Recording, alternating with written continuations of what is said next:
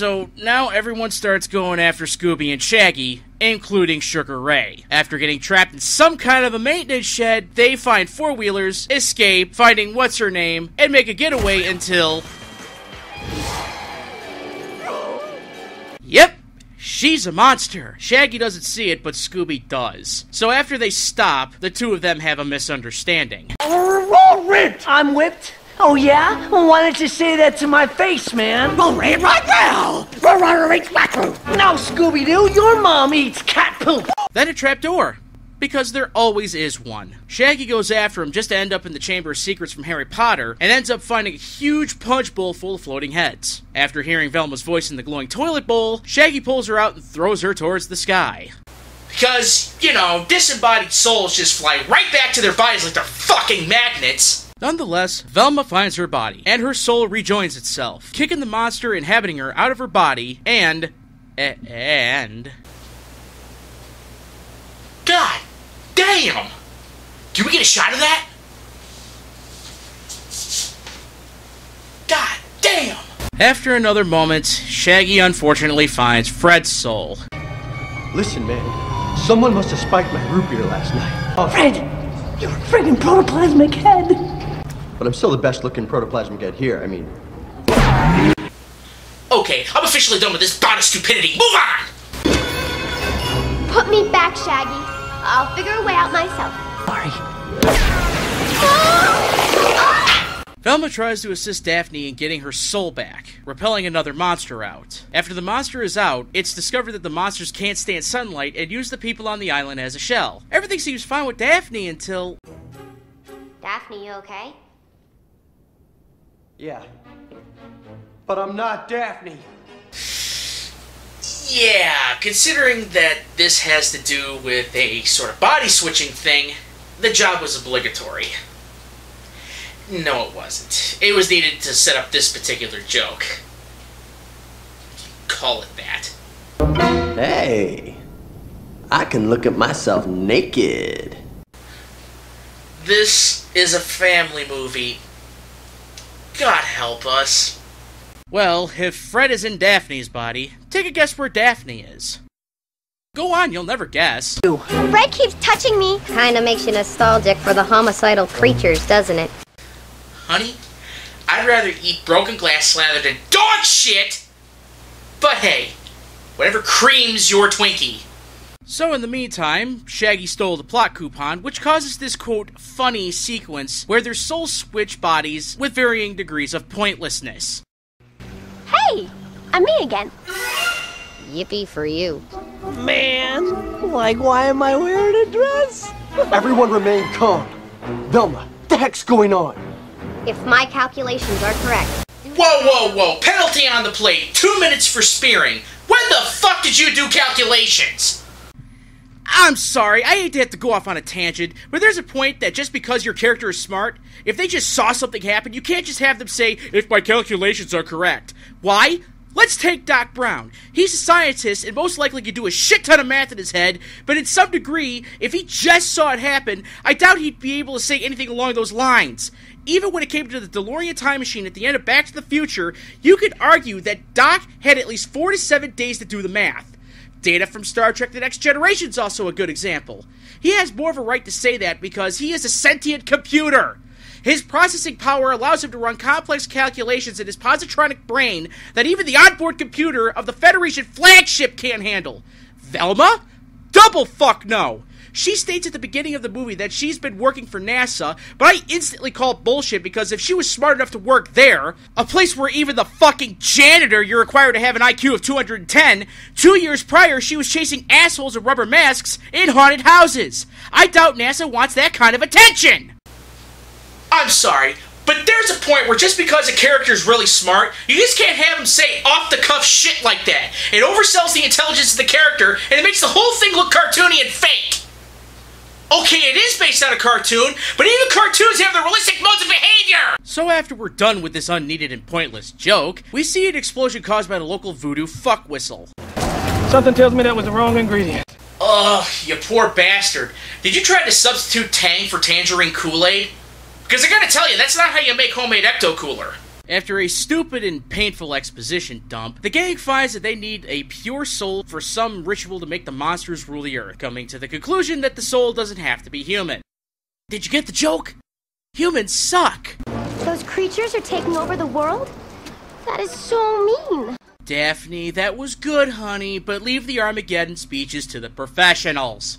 Fire and brimstone coming down from the skies. Rivers and seas boiling. 40 years of darkness, earthquakes, volcanoes. The dead rising from the grave. Human sacrifice, dogs and cats living together, mass hysteria. Enough, I get the point.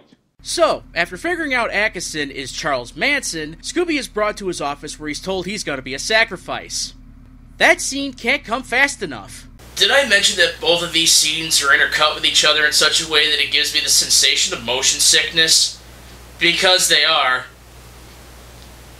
And it is. Shag, our area of expertise is nut jobs and Halloween costumes.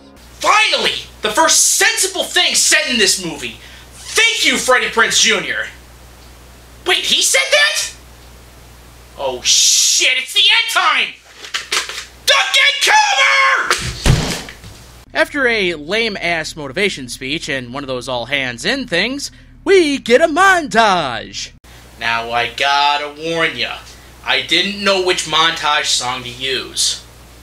So I used all of them.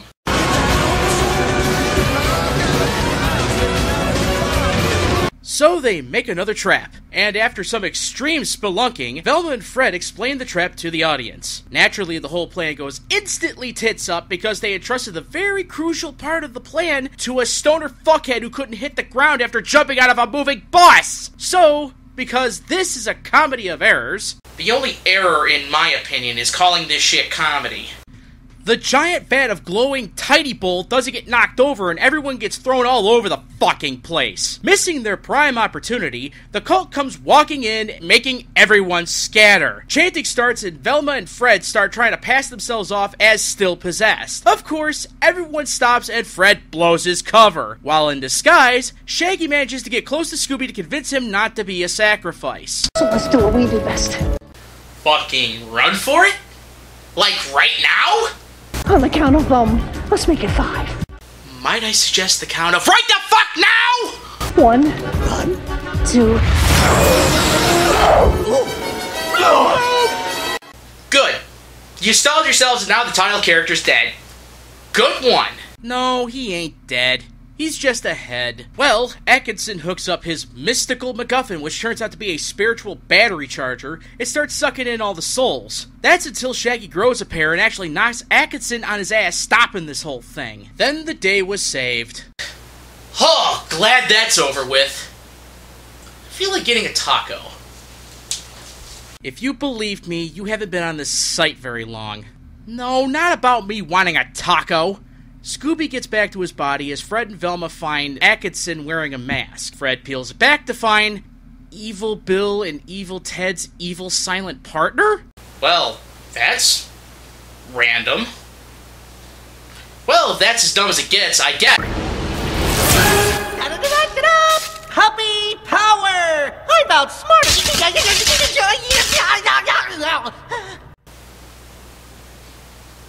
What? Well, the thing behind this was so Scrappy could absorb Scooby's soul to become some kind of super creature. I guess a little shithead needed more than puppy power to actually do anything. Meanwhile, Daphne goes to the roof, opening place in the mountain, so she could drop in the mirror ball from the inside the vent, but ends up getting into a fight with a Mexican wrestler dude that served no point. Now, if they put El Topo Chico on this train wreck, this would have been an instant 10 out of 5. I'm sorry, that was kind of biased. I meant 20 out of 5. By God, there's this whole fight sequence that breaks out for 2 minutes with a shitty early 2000s rock rendition of the Scooby-Doo Where Are You theme. Is this supposed to make my heart pump? Because I gotta tell you, the only thing that's pumping that has to do with my heart is heartburn. And here's the seizure-inducing part of this. They made Daphne into a martial arts expert for real. People, this is why certain kinds of actor input is dangerous. Actors will refuse to sign on to a movie unless they take that pre-established character and buttfuck it to fit that actor's agenda. In this case, Geller is pissing on all of the fans of Scooby-Doo, specifically because she doesn't want to be seen as weak. Look, I know it was nothing more than a running joke to make Daphne a trap hazard, but face it, that's what the character does! All of the mains, with the exception of Scooby, have had their personalities changed around mostly to emphasize their character, modernize it with toilet humor, or overall fit the actor's preferences on how they want to act the character. Shaggy, I hate to say, is the only one that has a change that makes any kind of sense. It's one of those BS morals about bros before hoes. And really, that's all it was about. It makes sense in the most conservative of terms. Does that make it good? Is Pam Anderson a virgin? Well, after Daphne lays a curb stomping on Samson the Silver Masked Man, he falls below, knocks the Bobbing for Souls bucket over, then Daphne drops the disco ball down and starts cooking some monsters a la Solar Oven. Shaggy pulls the MacGuffin off Scrappy, who goes back to his annoying self. Still spoiling for a throwdown, Scrappy does his average annoying shtick. Come on, I can still take you. Put him up, you mangy mutt. Help! Can someone please shut this little fucker up? Help! Help! Thank you! Well, everything is resolved. Fred and Daphne kiss, the real Rowan Atkinson comes out of a hole like Saddam Hussein, and Scrappy is hauled off to be made into 9 Lives cat food. Reporters ask the team to comment on another case where they... You know what? Fuck it. This movie made me laugh. This movie made me cry. Laugh at the piss poor acting, and cry at the fact that they took the entire franchise out of the back shed and shot it like Old Yeller. Okay, look, Scooby-Doo was by no means a great cartoon, but it was a cartoon of its time. Goofy fun with a simple premise. So simple, in fact, Hanna-Barbera used the same fucking formula again and again until they siphoned it to death. The point is, Scooby-Doo was about 4 teenagers and their dog going around, taking down a bunch of greedy assholes in masks, wanting money by means of property, taking over a business, or finding lost treasure. It was not about jokes related to ball licking or getting Linda Cardellini drunk. Bottom line, is this movie bad? Yes! God damn it, yes! Is it worth checking out? Only if you need to have a reason to smash your dick in an SUV car door. This movie is sometimes seen on Cartoon Network. Otherwise, you should be able to find it anywhere they sell stupid shit. This has been the very first episode of Adaptation. I'm Richie McAllister, reminding you not to get caught watching crap. Now, if you don't mind, I gotta take care of a few things. Oh.